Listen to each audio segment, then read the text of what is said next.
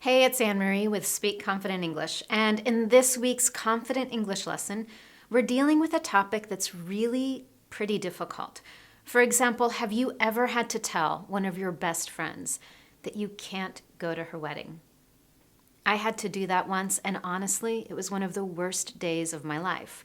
Or maybe at work, you need to tell your boss that your project is going to be over budget and you're going to miss the deadline. Definitely an awkward and uncomfortable situation.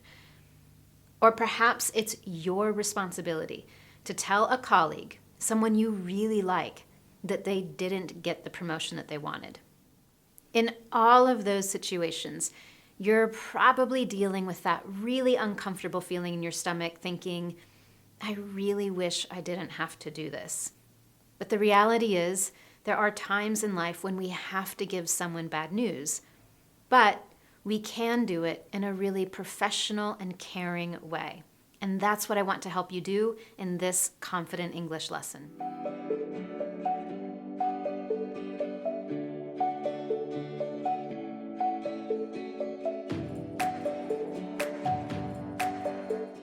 Now, anytime we give bad news, it's normal that we feel some nervousness and anxiety because we know we're going to hurt someone else or make them upset.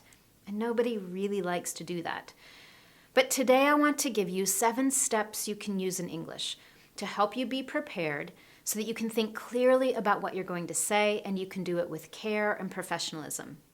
And I'll give you specific examples of phrases and expressions you can use in English, both for professional and personal situations. By the end of this lesson, if you use these 7 steps, you will be able to give bad news in a calm, friendly, and peaceful way for both you and the person receiving the bad news. Step number 1, be prepared.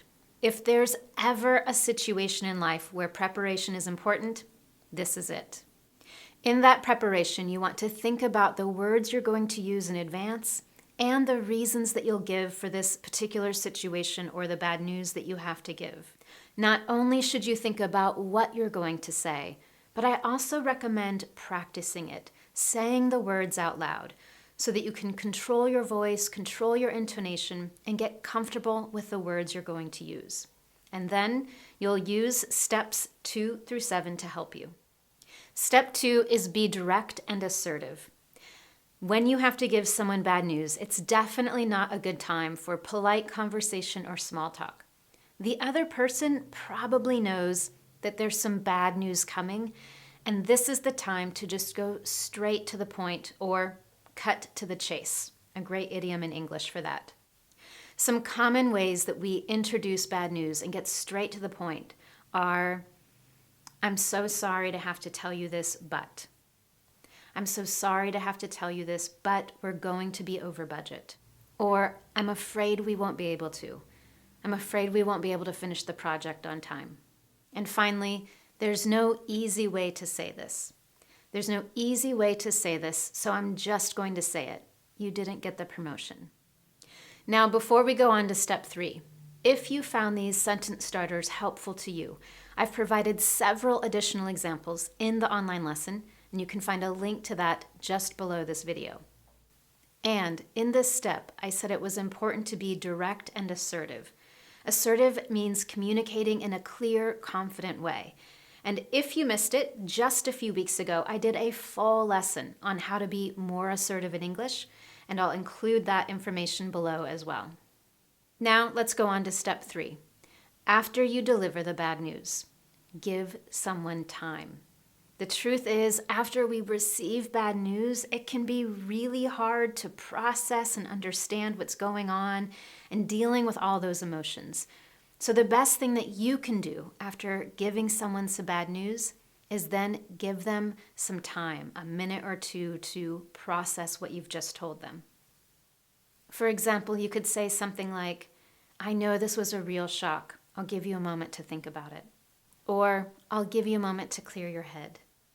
Step number 4 is to give the background details. People always want to know why. So you need to be prepared to explain why with just a few simple, clear details. And what I mean by that is you want to stay focused on the facts. You don't want to give unnecessary details or excuses. So the best thing is to think of 1, 2, or maybe 3 simple, clear reasons that you can give for the bad news. And a couple of ways that you can start to explain that are with phrases like, unfortunately, there were some problems with, for example, unfortunately, there were some problems with the supplier. Or, for example, after consulting with the accounting department, we realized that we underestimated the cost of this project. Step 5 in delivering bad news is to be caring. It's likely that the news will be really upsetting or even unexpected. And the best way to do that is to offer sympathy and help stay calm in the situation. Some common ways that we do that in English are with sentences like this. I can appreciate your feelings. I know that this isn't what you hoped for. Or, I'm sorry, I know this isn't what you wanted. Step number 6 is be supportive, but we have to be careful with this one. In some situations, after delivering the bad news, offering alternative solutions or trying to focus on the positive can be helpful. But if the news is particularly bad, sometimes trying to focus on the positive can actually be even more hurtful or offensive. So we really need to be careful and aware of how the other person is feeling. But in those situations where it is helpful to offer solutions or focus on the positive, you can use some sentences like, it's not what you wanted, but. It's not what you wanted, but what if we delayed the launch of the new product? Would you like to talk about some alternative solutions? That's a great question to ask to see if someone is open to brainstorming and thinking about something that wasn't what they really wanted, but now there might not be another alternative. And finally, step 7, when giving bad news, is to not take it personally. I'm sure that you know that when receiving bad news, emotions go all over the place. Someone might feel angry and then sad and everything in the middle, and it can change very quickly. And even if you've delivered the bad news in the kindest, friendliest, most peaceful way, it's possible that they will still feel some anger towards you or some frustration because you were the one that gave them the bad news. So the key is to not take it personally, but instead be sympathetic of what that other person is going through. In English, we have the expression, don't shoot the messenger, and this is exactly why. The best thing that you can do is stay calm and remember to focus on how they're feeling. Some great ways that you can do that are to say something like, I can see that you're really angry, or I can see that you're really upset, and I'm so sorry. In an informal situation, if you're talking to a family member, a friend, or a coworker that you're very close to, you could even say something like, this totally sucks. I'm so sorry. So what does it sound like when we put all of these strategies together? Let's look at a couple of examples. Hi, Stephen. I'm afraid I've got some bad news. The company has offered the promotion to someone else. I'd really hoped to offer you the position, but the management team chose another applicant because they have more experience. I know this isn't what you wanted to hear, but I hope you'll continue to seek opportunities like this with the company as you clearly have a lot to offer. In that example, we can hopefully see that there was some preparation beforehand, and we got straight to the point in a direct, assertive way. We explained clearly what happened and gave reasons why. Also, there was language that was sympathetic and supportive. Let's look at one more example that's more informal. Hey, Emily, I've got some bad news. I know we plan to go on vacation together next month, and you've already paid the deposit. But unfortunately, I have to attend a conference for work, and there's no way I can get out of it, so I won't be able to go. It really sucks, and I'm so sorry to let you down. It's not the same, but what if we look at a long weekend trip together the month afterwards, and I'll repay you for the deposit? Once again, we've put together all the steps so that while we are giving bad news, we're also working to be kind, friendly, and peaceful in the process. So now it's your turn to give it a try.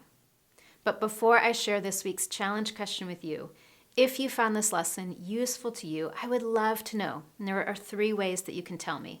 Number 1, give this video a thumbs up on YouTube and subscribe to this channel so you never miss a future lesson. Number 2, share it with friends and colleagues on Facebook. And number 3, if you know someone who really needs this advice, be sure to send it to them by email. And now here's your opportunity to practice. In situation number 1, I want you to imagine that you need to tell your closest friend that you won't be able to come to her birthday party next month, and you've been planning it together for weeks. So how could you use these steps to give that bad news in a really kind and friendly way? Then in example number 2, it's your job to tell your colleagues that there's no money in the budget for an end-of-year party or any bonuses at work. That's really hard news to deliver. How could you put these strategies together to deliver that news? And finally, if you've ever had to give bad news in English, I'd love to hear about it. Maybe you even have some additional advice that might be helpful for others in the Confident English community. Be sure to share that in the comment section below.